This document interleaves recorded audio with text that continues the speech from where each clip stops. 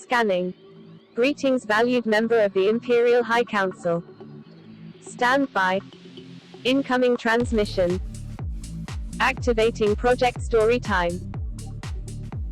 Greetings, members of the Imperial High Council. Today, we're going to be looking at a movie based on a TV show based on a comic book. In 1992, Batman the Animated Series premiered on TV, and it was a smash hit. Loved by critics and audiences alike, praised for its sophisticated storytelling, wonderful score, beautiful animation, and amazing cast, featuring the voice talents of Ron Perlman as the shape-shifting Clayface, singer-songwriter Paul Williams as the Penguin, Richard Mole as the duplicitous Two-Face, Michael Ansara as the cold-hearted Mr. Freeze, and Mark Hamill as the Joker. However, no matter how good a supporting cast might be, it still won't work if its lead is weak. Fortunately, they got Kevin Conroy. Kevin Conroy was the perfect voice for Batman, giving him that dark edge needed to scare evildoers, but never forgetting that he is still human. Kevin always had that proper balance. With Kevin as its lead, Batman the Animated Series kicked off what would become known as the DC Animated Universe, or DCAU, but more on that later. With the success of Batman TAS, it wasn't long before the powers that be at Warner Brothers wanted a movie. After all, what could go wrong? You have the Batman IP in the hands of an incredibly talented group of writers at the peak of their creative powers. So, in 1993, Batman: Mask of the Phantasm was released to theaters, and it was a disaster. Never, ever underestimate Warner Brothers' ability to take a gold mine and make the dumbest decisions possible. The film lost money at the box office, largely due to the inexplicable fact that the film had almost no marketing. In 1993, I was 9 years old and I loved Batman TAS, and I didn't hear about this movie until it came to the video store not long after its theatrical release. In the years since, the movie has gained a following, and many consider it to be Kevin Conroy's finest outing as Batman. So, let's take a look at Batman: Mask of the Phantasm. The film opens on some gangsters talking about their counterfeiting scam while Batman looks in on them. When our hero attacks, he fights off the thugs while their leader, Chucky Saul, grabs the Monopoly money and runs. He goes for his car when a ghostly figure tells him that your angel of death awaits. Bullets have no effect on the spooky creature, and when Chucky tries to run the figure over with his car, a thick cloud of smoke obscures his vision and he drives right out of the side of the garage. Batman is seen looking out at the damage, leading the public to think that he was the one who did it. Ever the detective, Batman looks at a piece of broken glass coated in some substance. The Dark Knight sees the shadowy figure, but with the cop sirens blaring, Batman gives up the pursuit. We then cut to a politician doing what politicians do best: take an unexpected and tragic event and try to use it for political gain while being completely oblivious to the fact that they're only hurting their own credibility. What kind of city are we running when we depend on the support of a potential madman? Yes, that is a good question, City Councilman. What kind of city are you running that a man dressing up as a bat so he can punch people in the face makes the mass public feel safer? That sounds like it should be your issue, not Batman's. We see Batman in the Batcave using the Batcomputer to scan the bat evidence of the mystery substance on the bat broken glass. Oh, and Alfred has the best line of the movie. Why, you're the very model of sanity. Oh, by the way, I've pressed your tights and put away your exploding gas balls. We then see the same city councilman that was publicly bashing Batman, Arthur Reeves, talking on the phone with a woman on a plane. She's been away for 10 years, and he asks if she's going to look up any old acquaintances. The camera pans down, and we see that she's looking at a magazine with Bruce Wayne on the cover. But then she says, "He's ancient history." Reeves says he's glad to hear it, and they'll be meeting soon. Back at stately Wayne Manor, Bruce Wayne is throwing a big socialite party that looks extremely boring. Man, I know money can't buy you happiness, but I've seen funeral processions that are livelier. As many people have pointed out, Bruce Wayne is the mask of Batman. Batman is who he truly is. The billionaire playboy is his mask, so that no one will think he is the vigilante crime fighter. So, in order to keep up appearances, he sleeps around with the richest and most beautiful women of Gotham. What can I say? The man's a patriot. We see billionaire playboy Bruce Wayne with some of Gotham's loveliest ladies, and a woman that I think has had her soul ripped out by a demon. An ex-flame comes around and calls him out on his own shindig. And just when you're wondering where to register the china, he forgets your phone number. Now, one might ask, why did Bruce invite this woman to this party when he must know he broke her heart? But this is exactly why he did so. As I said, Bruce Wayne is the mask, so he wants his reputation to be that of a playboy. I think he knowingly invited her to this party so that she might make a scene, thus reinforcing the idea that no billionaire spoiled brat is the masked Batman. Batman will do whatever is needed to make it clear that Bruce couldn't possibly be the Dark Knight. He even lets himself get splashed in the face, when simple muscle memory should have him avoid it from all the dodging of bullets, acid, and, ketchup. It shows how much he cares about his mission, and that he will go to such lengths to protect his secret. He walks over to City Councilman Reeves. Again, the guy who publicly hates Batman is at the party thrown by Batman, anything to throw people off the trail. Reeves offers him a handkerchief and mentions that Bruce always seems to pick women that he knows won't work out. Then he says, Yes, Andrea Beaumont. Now there was a sweet number. How'd you let her get loose?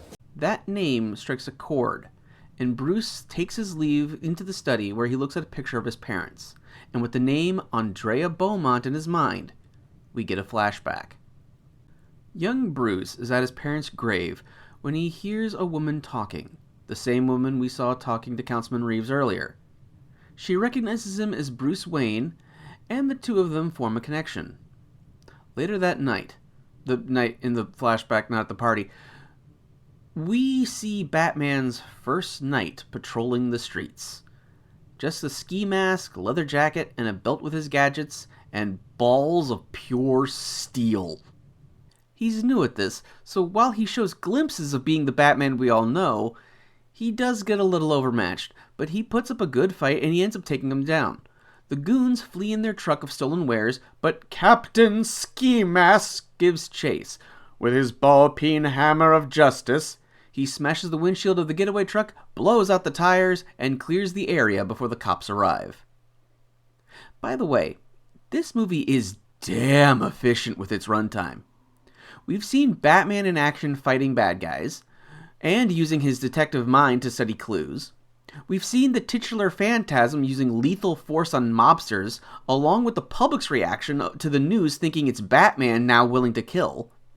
We've seen Bruce get emotional when hearing the name of an ex-girlfriend and how they met, and we've seen a flashback to a rookie Batman fighting crime.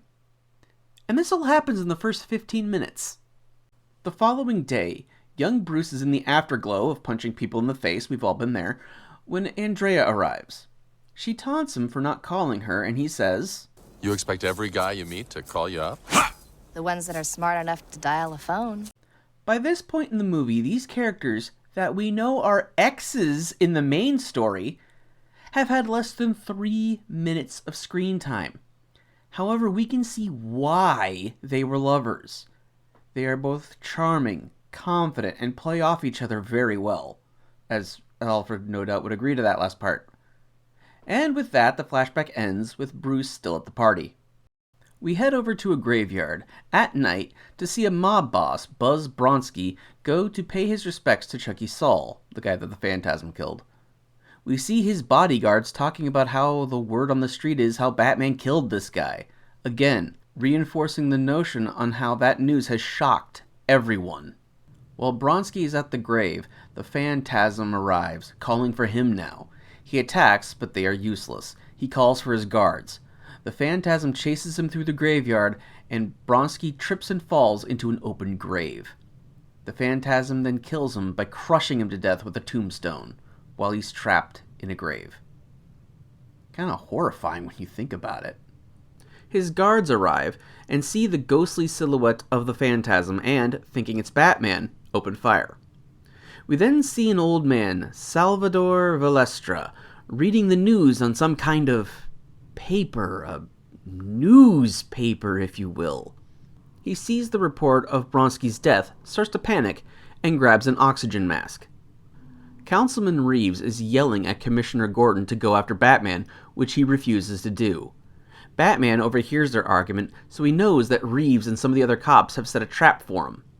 They turn on the bat signal, which Batman ignores. Instead, he heads over to the cemetery to look for clues.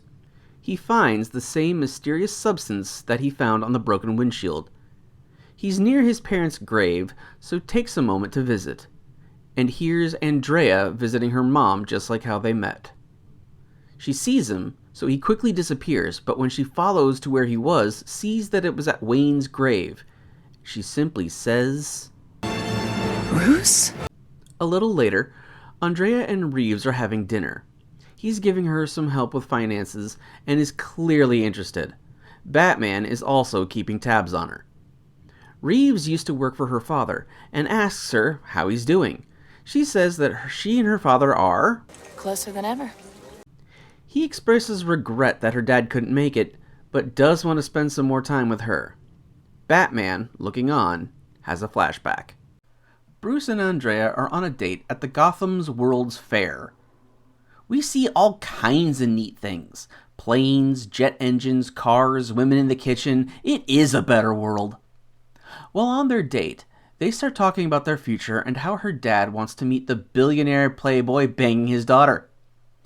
He says that he'd be happy to meet her father. While she's on the phone, Bruce confesses to Alfred about how he must be going nuts because she wasn't part of the plan of being a masked vigilante that punches people in the face. Alfred smiles and tells him no, he's not going nuts for falling for this woman. We see Carl Beaumont talking to a young Reeves when Bruce and Andrea arrive. He seems warm and inviting and encourages Bruce to get to know Reeves on his rise. While they're talking about how money doesn't mean anything without loved ones, a car with a younger Valestra arrives. Carl Beaumont is clearly nervous about his arrival, and it's not wise to keep the mob waiting. Also, you'll note that the older Valestra needed an O2 mask, and we see him as a heavy smoker in the past. I love little details like that. As Bruce and Andrea walk out of the office, we see a nameless driver take note of them. Well, nothing to talk about here. As they continue their walk, they see a street vendor getting mugged by a group of thugs. Bruce leaps into action. He does well, but he gets distracted by Andrea when one of the goons hits him in the chest with a baseball bat. And thus, Batman was born! I'm so sorry. They get away with the money, but we see Bruce is at a crossroads. Later, at stately Wayne Manor, Bruce is wrestling with this very fact. He can't go out to the streets and fight crime if there is someone waiting at home for him. He must choose his life. Many scholars, comic book fans, and internet bloggers have said that Bruce Wayne died when his parents did, but that is only half right. The death of Bruce Wayne was caused by his parents' death, but it was a slow death, taking many, many years. This flashback story is about that window of time when it was still possible to save Bruce Wayne. Bruce Wayne visits his parents' grave, begging to be released from his vow that he made to them. Please. I need it to be different now. I know I made a promise, but I didn't see this coming. I didn't count on being happy. Damn, if that's not one of the saddest lines in Batman's history, I don't know what is. Andrea arrives and tells him that maybe they sent her to tell him it's okay. They embrace and the flashback ends. And it's back to Batman watching his ex-girlfriend having dinner with another man through a pair of binoculars on a ledge at night in the middle of a storm. Reeves is taking a walk when Valestra pulls up next to him and orders him into the car. He's panicked about the news of Batman killing off, quote, our people. Reeves just has the driver pull over, not offering any help to the grizzled gangster. To the Batcave! Ba-da-da-da-da-da-da! I always wanted to do that. Anyway, Batman finds a link between Chucky Saul and Buzz Bronski, that the two of them were partners in multiple dummy corporations, and Salvador Valestra was the third one. Batman goes to have a chat with the mature mafioso, when Alfred asks if that after his little talk, he's going to visit Andrea.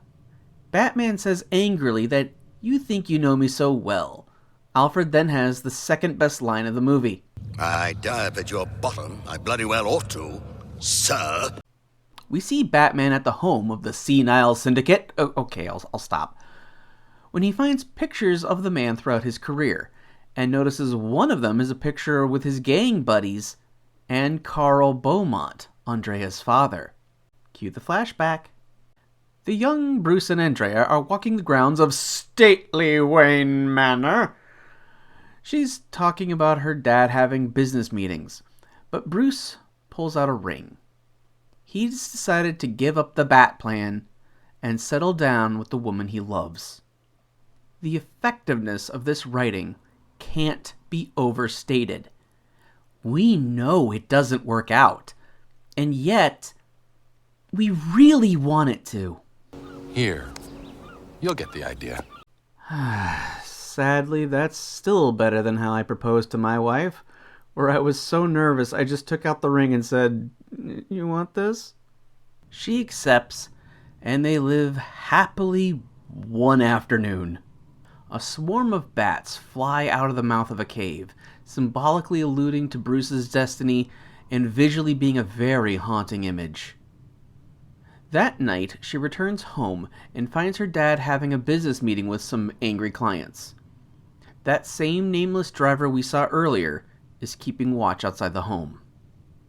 The following morning, Bruce is investigating the cave that I have a hard time believing that there was a huge bat cave under Wayne Manor and nobody noticed it until now?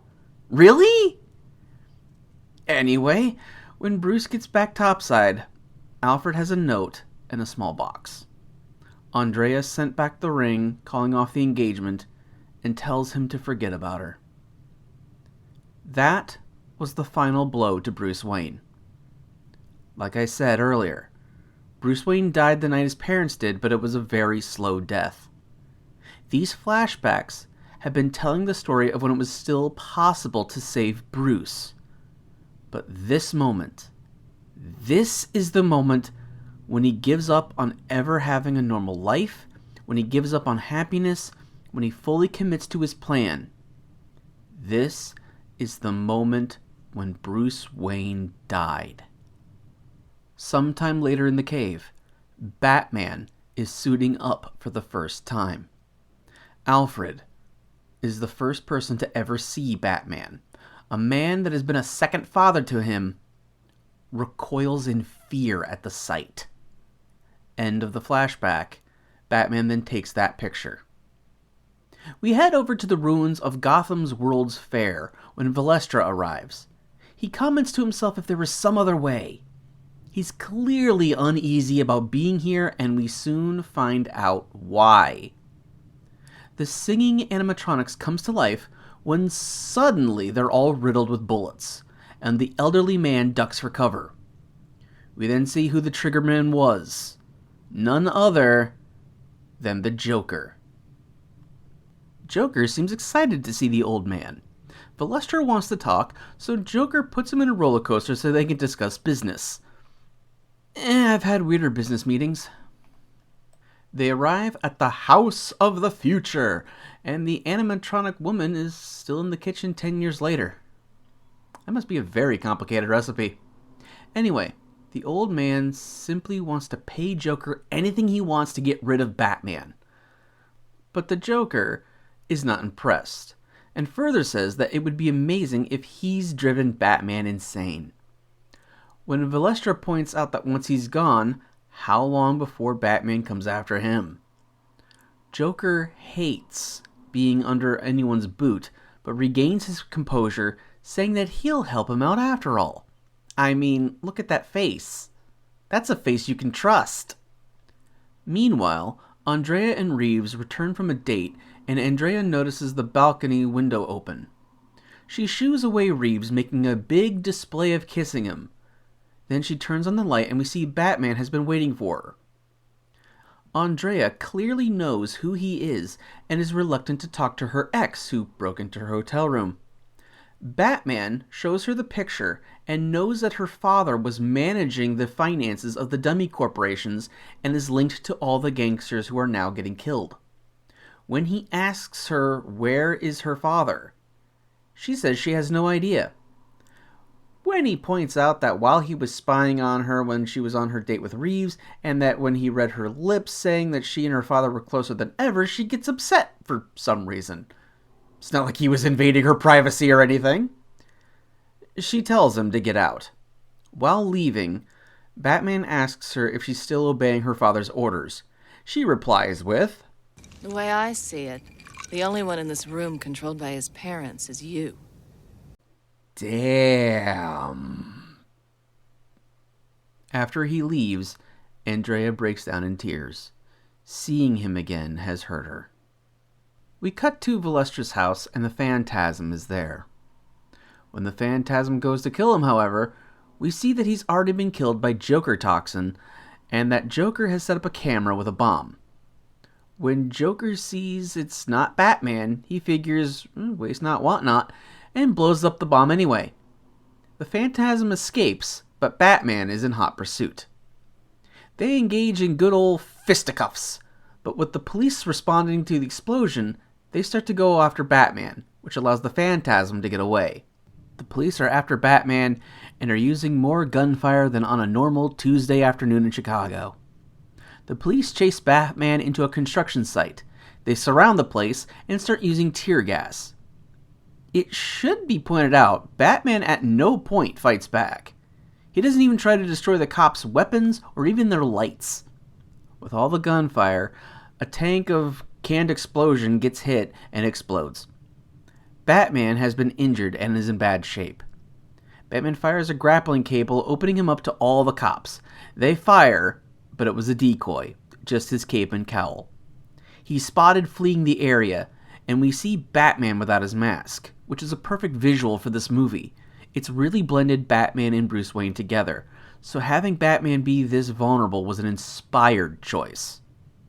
Suddenly, Andrea pulls up in a car yelling for him to get in, and with that they make their escape, with the cops none the wiser of the identity of Batman. Back at stately Wayne Manor, Batman is getting fixed up by Alfred with Andrea by his side. Andrea says that she saw the reports on TV and had to do something. Batman says he's grateful for her help, but wants to know why she lied to him about her father. She then gives us a flashback. We now see what happened after Bruce and Alfred dropped her off. Carl Beaumont's clients were, of course, the three mobsters we've seen throughout the movie. The Mafia wants their money and wants him to pay it back now. When Andrea enters the room, they use her as leverage against Carl. He promises that he'll get them the money, he just needs 24 hours. They leave, but there's an understanding that if he doesn't pay, they'll have Carl and Andrea killed. Well, it turns out Carl was bluffing. The money he owes them is tied up in banks and investments, and it would take him weeks to clear it all up. So he tells her that they need to leave now. Gee, Andrea, if only you had a fiancé worth billions. Ask Bruce Wayne for the money. And even if he doesn't have all the money owed to the Mafia, do you really think the mobsters would turn down Bruce Wayne asking for an extension? You mean to tell me that they would turn down having a billionaire owe them a favor? I would also like to point out that if these three gangsters didn't press so hard on this one deal, there wouldn't be a Batman. So I'm sure they'd like to call a mulligan on that, you know, if they weren't dead. Anywho, they go on the run, and her dad takes the stolen money from the mob and uses it to hide them away in Europe. When he paid them back, they wanted interest in blood to make him an example. Back to the present, Andrea finishes her story to Batman and says that the Phantasm is her father, that he vowed that he would get them out of this. After telling him about how she and her father were on the run from the mob, and how her father is now a murderer, that's what it takes to get Batman going. They embrace, kiss, and likely more, but the movie is PG. The following morning, Batman appears to be healed from all his injuries, and Andrea is sitting in the balcony wearing one of his shirts. Oh yeah, they did more than kiss. While in his embrace, he tells her that it's going to come down to him or her father, and she says, Daddy doesn't matter anymore. After she leaves, Batman is looking at the photos. He and Alfred contemplate that after he stops her father, maybe, just maybe, he can retire and be with her. He's looking at the old photos and notices that picture of Carl with all the gangsters. He pays close attention to the nameless driver we've seen throughout the flashbacks. He recognizes him as the Joker. Dun, dun, dun. Meanwhile, Councilman Reeves is on the phone yelling at the cops who let Batman get away. And I mean, yeah. How in the world do you not seal off several blocks during that manhunt? You can't surround just the one building and hope everything works out. Anyway, Joker stops on by. Reeves talks about how he doesn't know anything about what Carl did or how he was embezzling money from the gangsters. Joker says that might be true, but when he did find out later, he used that information.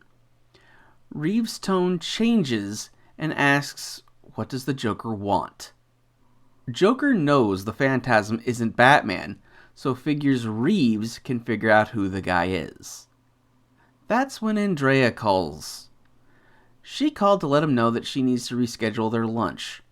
After she hangs up, Joker is wondering why would Andrea Beaumont call just as they were talking about Reeves' old boss. He finds that funny. Uh-oh, that's not good. At the hospital, we see that Reeves has been poisoned with Joker toxin, and the nurses and doctors are trying to keep him calm, but he's laughing uncontrollably. After they inject him with a sedative, they leave to give him a peaceful night's rest. That's when Batman shows up to have a little chat. It's been a rough day for the councilman. Batman wants to know why the Joker met with Reeves. He confesses that he paid to get Carl and Andrea out of Gotham when they fled. When he was running for city council, his campaign was running out of money, so he called Beaumont to return a favor, which he declined. That's when Reeves sold Beaumont out to the mob. Batman looks disgusted at Reeves for selling out his friend and former boss, and leaves. I look at this sleazy, incoherent, crazed buffoon and think, he's going to make it far in Washington. Batman once again returns to Andrea's hotel, and she's not there. He looks for clues to where Beaumont might be and sees Andrea's locket that still has her and Bruce's picture inside. The phone rings, and it's the Joker. He called Andrea to let her know that a bomb is on its way, and so Batman throws a batarang at it, which causes it to explode. Now the question is, the Joker just tried to kill Carl Beaumont's kid. Why? Outside the ruins of the Gotham's World's Fair, we hear Joker laughing, and we see Andrea. We then get the final flashback. Andrea is returning home when the nameless driver who would become the Joker exits the house. She's confused, wondering why he's here. They paid back the money. He simply walks past her, not having the slightest bit of reason to be concerned. She runs inside, and with the camera fixed on the entrance, we see Joker leaving, not saying a word. Then, after a brief pause, Andrea lets out a horrified scream. Back at the present, Andrea wipes away some tears. Joker is at the robot woman having her sliced bologna when the Phantasm arrives. Joker immediately identifies the figure as the only person it could be, Andrea. The Phantasm removes her mask to show her face. So, mystery solved. The gangsters wanted their money, but Carl fled. Reeves knew about them leaving, and when he was desperate for cash, he gave their whereabouts to the mob. Even though he already paid them back, Joker was sent to kill Carl as a warning to others. Andrea then wanted revenge on everyone involved in ruining her life. I think this paints a very clean picture, and has a very important and valuable moral to teach. Don't embezzle from the mob. There, I challenge Aesop to do any better. Anyway, Joker and Andrea fight, but Joker has acid in his flour and melts her cool scythe hand thing. With his physical strength, he overpowers her, but she's killed members of the mob. She's not helpless. So she knees him right in the rubber chicken. With Joker backing off, Andrea seems to have gained the upper hand. Joker then hits a button by the robot lady and she attacks. Wait, was that a design feature? Anyway, Andrea quickly takes care of her and knocks Joker over the table. She grabs him by the collar and starts punching him without end. Joker, getting desperate, is in need of a weapon. Anything will do. So he hits Andrea with a tube of bologna. I love that this is framed in a way that you can't tell if the Joker just grabbed the first thing he could, or if he knowingly went for the bologna because it's funnier. Joker escapes, but his laugh seemingly taunts Andrea. Joker then turns on one of the jet engines of the future, and Andrea starts to get dragged towards the turbine. She gets pulled, but grabs onto a flagpole, but she's in desperate need of help. That's when Batman arrives on the Batcycle to save his Batgirlfriend. He, somehow, launches the bike into the turbine to destroy it. After they are safe, Batman confronts her. He lays out everything and she confirms it. She says it's not right or sane, but it's all she has. Then says to help her or to get out of the way. Batman asks her a very pointed question. But Andy, what will vengeance solve? If anyone knows the answer to that, Bruce, it's you. Batman is shocked by her reply. And that's the difference. Batman is motivated from the deaths of his parents, but ultimately it's to help people. He does it so that no other child in Gotham will lose their parents to some random thug like he did. What Andrea is doing is for her own anger, her pain. She only wants to hurt those that have hurt her. Batman begs her to leave, and so she does.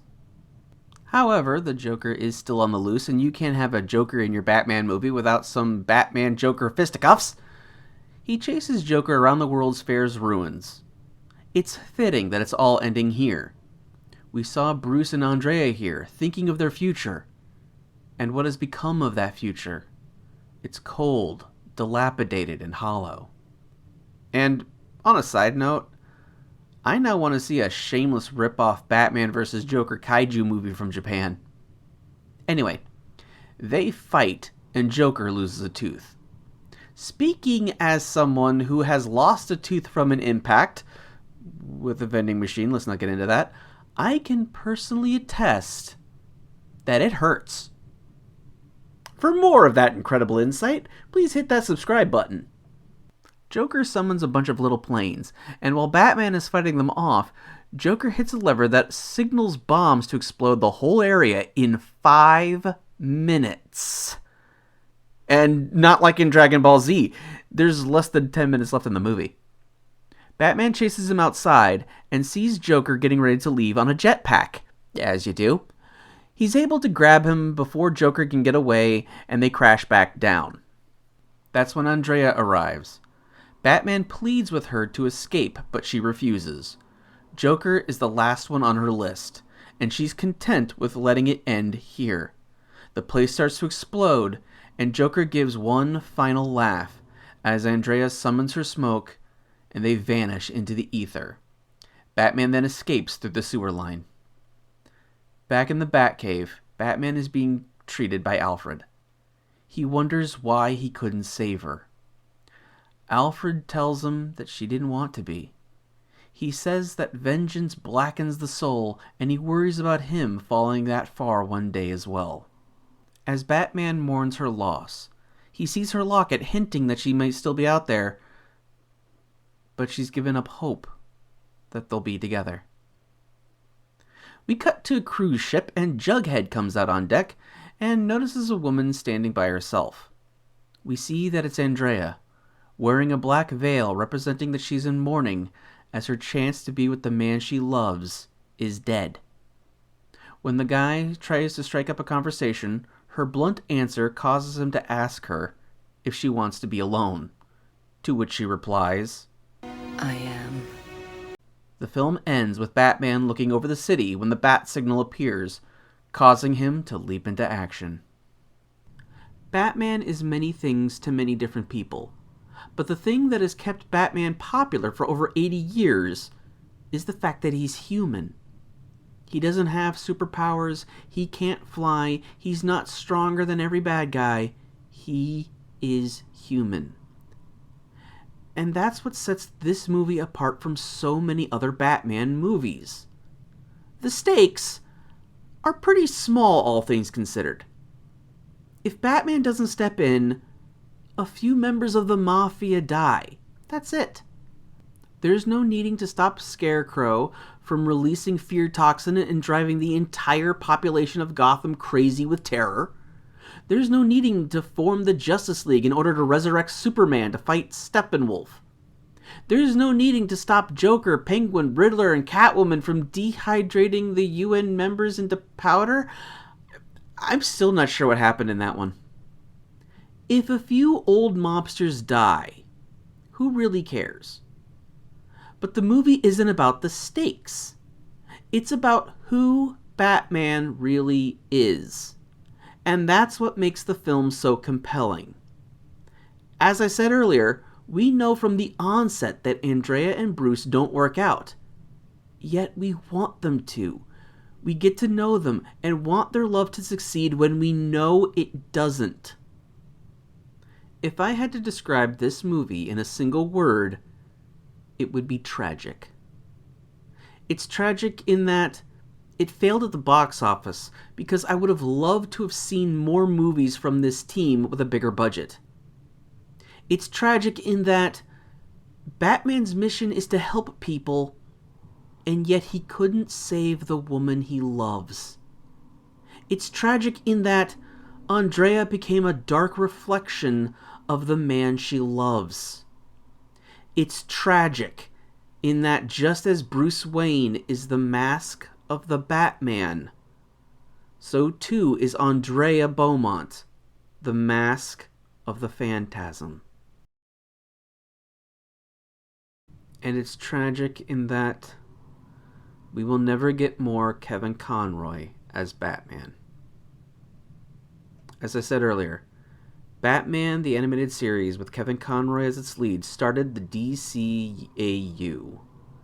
Over the next 14 years, Kevin voiced the character through Batman, Superman the Animated Series, The New Adventures of Batman and Robin, Batman Beyond, Justice League, and Justice League Unlimited, always giving his all into the part. He was at the forefront of keeping Batman human. In the years since the DCAU ended, he continued to voice the role through guest appearances, straight-to-home movies, and video games, most notably the Arkham games. In all, he gave life to Batman for 30 years. I won't deny that Kevin's passing inspired me to make this review. But I didn't want this to be a simple jumping on the bandwagon trying to hit that YouTube algorithm. I wanted to take my time and construct my thoughts on what I personally feel is Kevin's best performance in those 30 years. Every single time that I have read a Batman comic in the 30 years since he first took on the role, I've heard Kevin's voice in my head. To me, he wasn't just my favorite actor to voice Batman. He wasn't just my favorite actor to have played Batman. He was Batman. Pure and simple. There will never be another who can capture the core of who Batman is and define him for so many people. Rest in peace, Kevin. Computer, save file, and end transmission. Affirmative. Processing. System reset. Ending communication.